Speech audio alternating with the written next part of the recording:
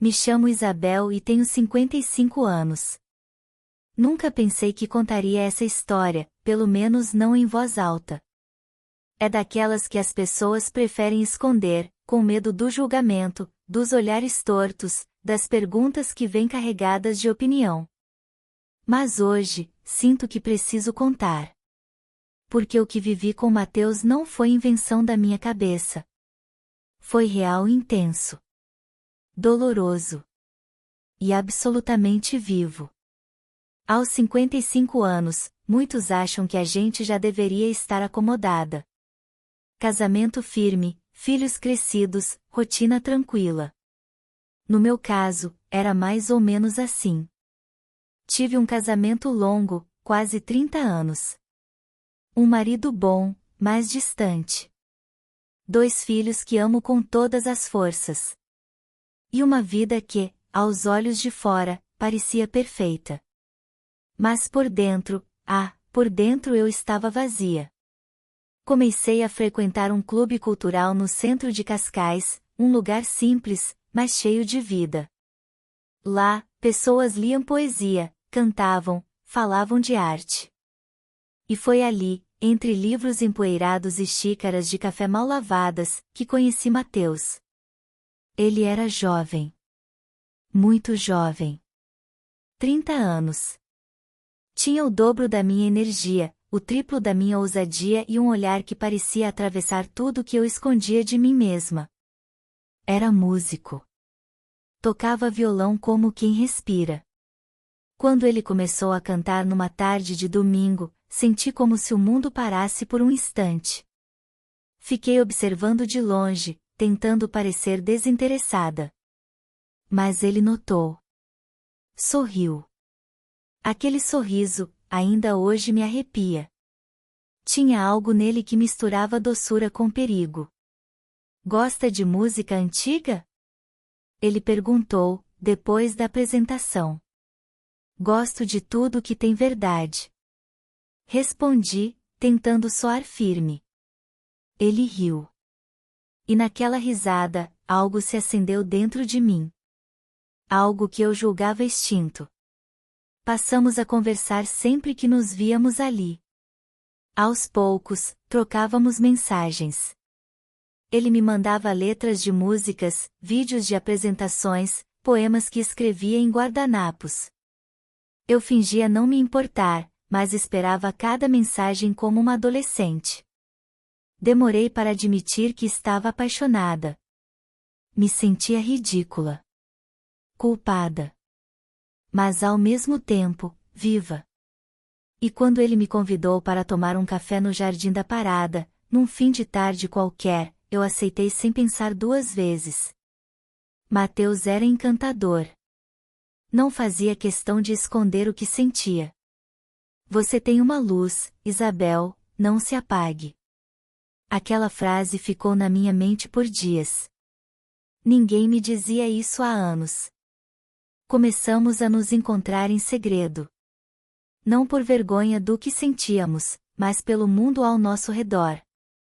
Meus filhos, minhas amigas, até meu ex-marido que ainda rondava a minha vida com seus julgamentos velados. Sabíamos que ninguém entenderia. Mas nós entendíamos. Mateus me fazia rir. Me fazia chorar também. Tinha seus excessos, sua leveza irresponsável. Mas quando estava comigo, me olhava como se eu fosse a única mulher do mundo. E eu acreditava nisso. Um dia, estávamos deitados num banco de madeira à beira do rio Tejo, e ele disse: Eu sei que você acha que sou jovem demais. Mas o amor não entende de idade. Abracei aquela frase como se fosse um presente. E acreditei. Acreditei com força. Mas havia algo que me inquietava. Um detalhe que eu fingia não ver, a forma como ele sumia às vezes. A leveza com que tratava as coisas sérias. A dificuldade de me prometer qualquer coisa além do agora. Eu comecei a suplicar, mesmo sem dizer as palavras. Suplicava com olhares, com silêncios, com gestos. Mas ele não percebia. Ou fingia não perceber. Depois daquela tarde à beira do Tejo, comecei a notar pequenas rachaduras nas certezas que Mateus me oferecia. Ainda havia doçura em seus gestos, ainda havia calor em seu olhar, mas algo nele começava a se distanciar, como se ele estivesse com um pé fora daquilo que estávamos construindo. E isso doía. Mas eu me recusava a enxergar. Eu queria acreditar que ele era só distraído, que a juventude o fazia ser mais leve, menos preocupado. Que as mensagens que demoravam dias para chegar não significavam indiferença. Que os encontros desmarcados em cima da hora eram só coincidência. Desculpa, Isabel, o ensaio acabou tarde, ele me dizia, com aquele sorriso que desmontava qualquer defesa. Eu sorria de volta. Mentia para mim mesma. Preferia carregar a dor calada do que enfrentá-la. Porque, para mim, já era amor. Mas para ele? Mateus nunca disse que me amava. Dizia que me adorava, que me queria perto, que sentia falta. Mas nunca usou essa palavra. E eu fingia que não percebia, mas todas as noites, antes de dormir, me perguntava, e se eu estiver sozinha nisso? Certa noite, saímos para jantar no bairro Alto. Um lugar pequeno, com velas sobre as mesas e um músico tocando fado ao fundo. Eu estava nervosa, queria perguntar o que éramos. Precisava de definição, de chão firme. Ele falava sobre seus projetos, seus planos, sua viagem para o Brasil no verão. Brasil? Perguntei, tentando manter a voz firme. Sim. Uma turnê pequena. Só um mês. Um mês. Um oceano entre nós. Você ia me contar quando? Ele desviou o olhar.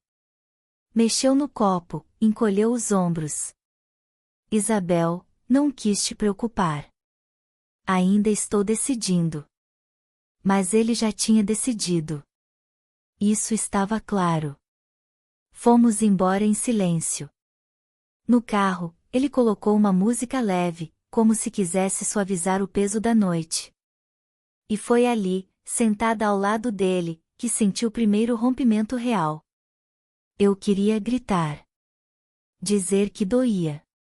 Que eu não era só mais uma mulher na vida dele. Que eu tinha me entregado inteira. Mas fiquei calada. Porque no fundo, sabia, ele não sentia o mesmo.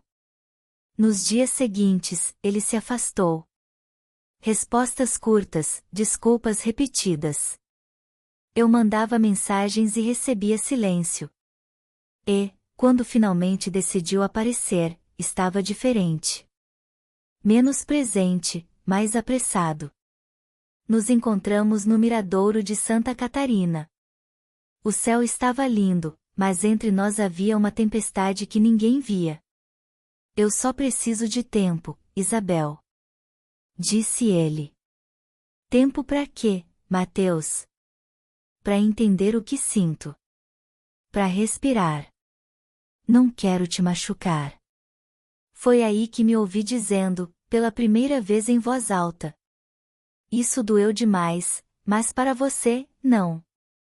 Ele ficou em silêncio. Olhou para o chão. Não tentou negar. Não disse que me amava. Não pediu para ficar. Fui eu quem se levantou. Quem virou as costas. Quem desceu a ladeira com o coração despedaçado, mas com os passos firmes. Naquela noite, chorei sozinha. Pela dor. Pela ilusão. Pela coragem que demorou tanto a nascer.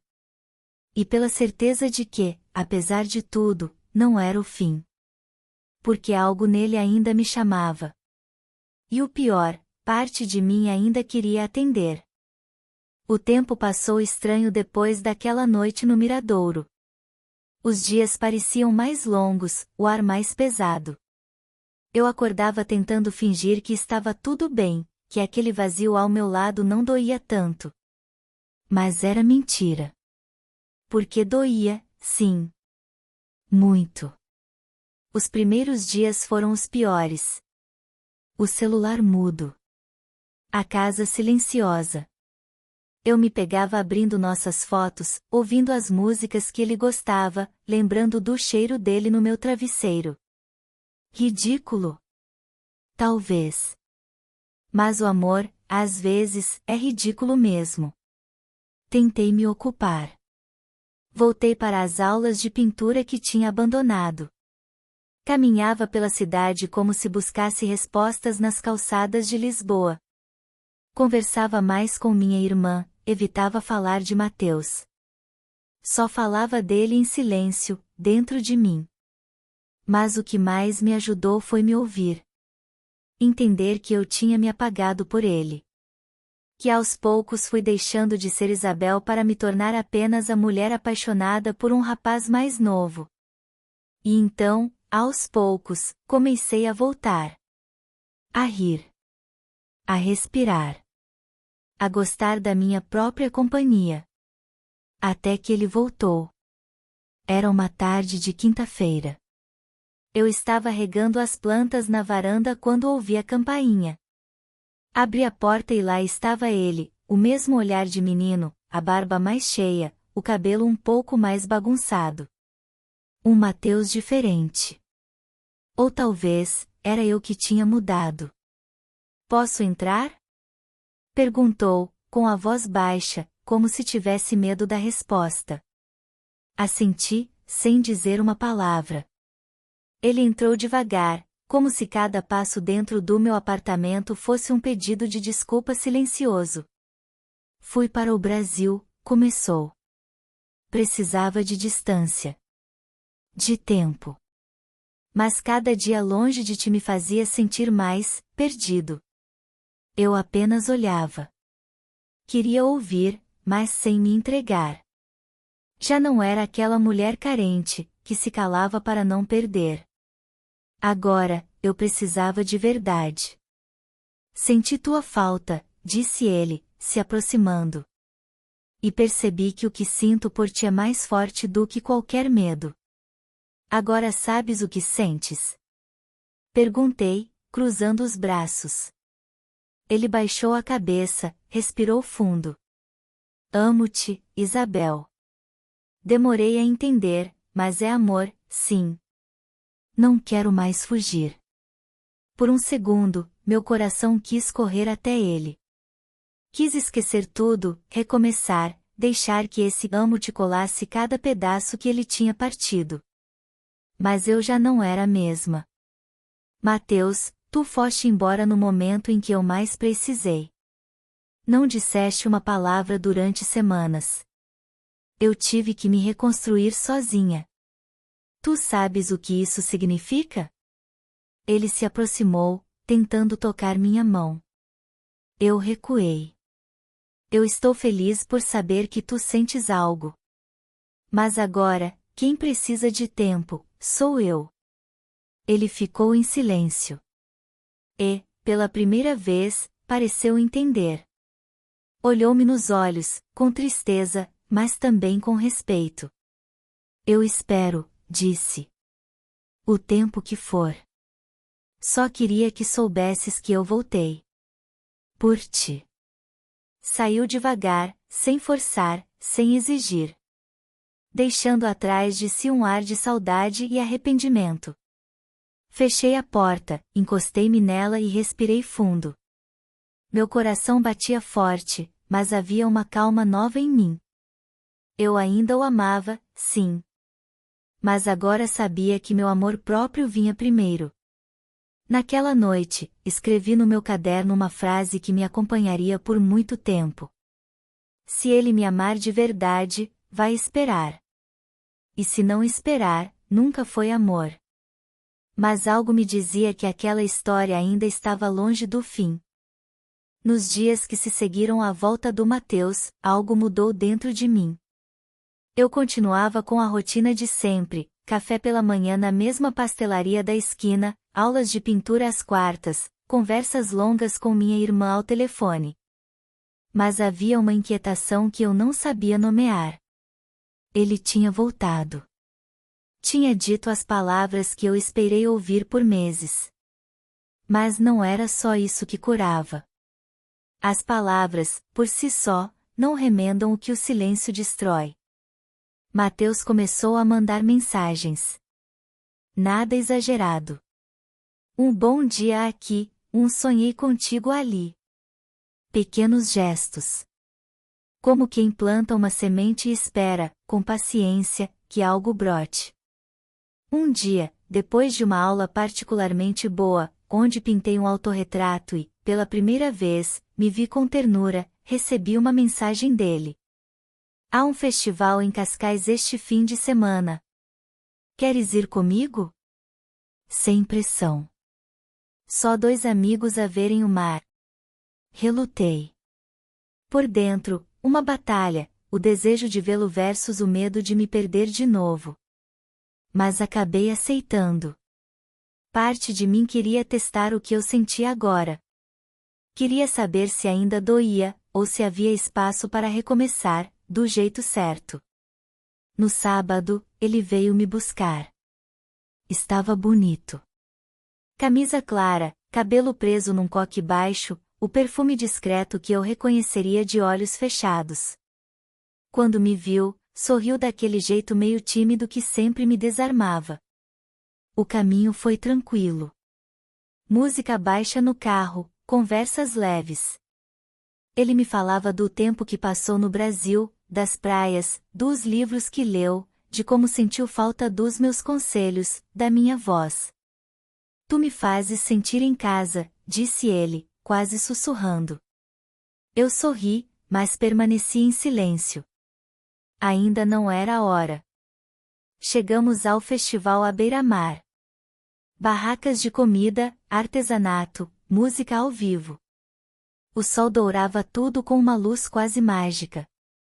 Andamos, comemos bolinhos de bacalhau, rimos de coisas simples. Por algumas horas, parecia que o tempo tinha voltado, ou talvez estava nos dando uma nova chance. Quando o sol começou a cair, sentamos na areia, um pouco afastados da multidão. O mar à nossa frente, calmo. Ele se virou para mim.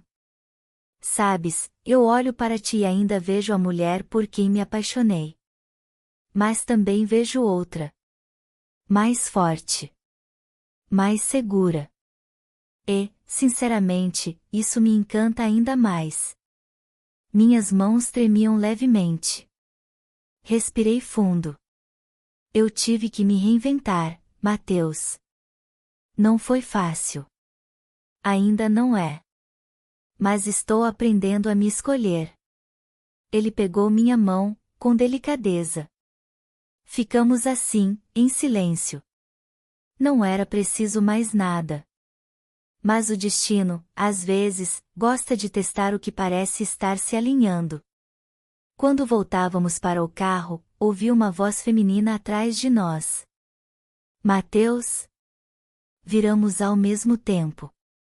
Era uma jovem, talvez da idade dele, loira, vestida com um vestido florido. Olhava para ele com surpresa, e algo mais. Inês? Disse ele, visivelmente tenso. Eu não sabia que tinhas voltado para Portugal, e com companhia, disse ela, olhando diretamente para mim. Esta é a Isabel, respondeu Mateus, apressado. Uma pessoa muito especial. Ela forçou um sorriso. Mas o ar estava carregado. Que coincidência! Nós nos conhecemos no Rio, disse ela para mim. Fomos, muito próximos. Olhei para Mateus. Ele desviou o olhar. O silêncio que se seguiu doeu mais do que qualquer palavra. Foi antes de eu perceber o que sentia por ti, murmurou ele, depois que ela foi embora. E o que exatamente sentiste por ela? Perguntei, tentando manter a voz firme. Ele não respondeu de imediato. Só me encarou com aqueles olhos castanhos, cheios de culpa. Eu me afastei. Cada passo até o carro era uma tentativa de não chorar. O caminho de volta foi silencioso. Quando ele parou na frente da minha casa, virei-me para ele. Isto foi demais para hoje. Preciso pensar. Mateus assentiu. Sem tentar forçar nada. Mas seus olhos diziam o que ele não tinha coragem de repetir, medo de me perder. Entrei em casa com o coração dividido. Parte de mim gritava por ele. A outra, só queria proteção. Fechei a porta, encostei-me à parede, e deixei que as lágrimas caíssem. Foi doloroso demais, mas para ele, talvez não tenha sido. Os dias seguintes foram um nevoeiro. Eu caminhava entre meus afazeres como quem atravessa uma ponte suspensa sobre o vazio. Por fora, eu estava inteira. Por dentro, uma rachadura se abria lentamente. Mateus não me procurou nos primeiros 2 dias. Talvez estivesse me dando espaço. Ou talvez estivesse confuso, como eu. Mas no 3º dia, uma mensagem chegou. Posso te ver hoje? Só para conversar. Demorei para responder. Mas respondi. Às 18 horas, no Jardim da Sé. Onde tudo começou. Cheguei antes. O céu já se tingia de dourado, e os sinos da catedral marcavam a hora como testemunhas de todas as histórias que aquele lugar já abrigou. Sentei-me num banco sob as azinheiras, o coração acelerado. Ele chegou pontualmente. Olhava-me como quem teme o que está prestes a ouvir. Obrigado por vires, disse, sentando-se ao meu lado, sem me tocar. Fala, respondi, olhando para frente, sem encará-lo. O que aconteceu no festival? Eu não esperava. Juro. A Inês foi um episódio confuso. Eu estava tentando te esquecer, e fiz besteiras. Mas não foi amor. Nunca foi. E comigo, foi? Perguntei, ainda sem encará-lo. Foi. Sempre foi. Mas eu não soube cuidar. Fui egoísta, Isabel. Demorei a responder. Depois, virei o rosto para ele. Sabes o que mais doeu, Mateus? Não foi ela. Foi perceber que, mesmo depois de tudo, eu ainda te amo. E isso me parte ao meio. Ele estendeu a mão, tocando a minha com cuidado. Eu posso fazer melhor. Se me deixares. Prometo que vou cuidar de ti como mereces. Engoli em seco. Queria acreditar. Mas confiança não se reconstrói com promessas, e sim com atitudes. Tu sabes o que as pessoas dizem, não sabes? Falei, num sussurro. Que sou velha demais para ti. Que parecemos mãe e filho. Que estou iludida. E desde quando o amor pede permissão à sociedade? Retrucou ele, firme. Nunca olhei para ti como uma mulher de 55. Olhei como a mulher que me fez querer ser melhor. A única que me fez sentir em casa. Permanecemos em silêncio. As folhas dançavam com o vento, como se nos observassem. E agora? Perguntei. Agora tu decides, disse ele. Eu posso esperar. Mas preciso saber se ainda há um nós. Fitei-o longamente. Depois me levantei, e ele também. Aproximei-me.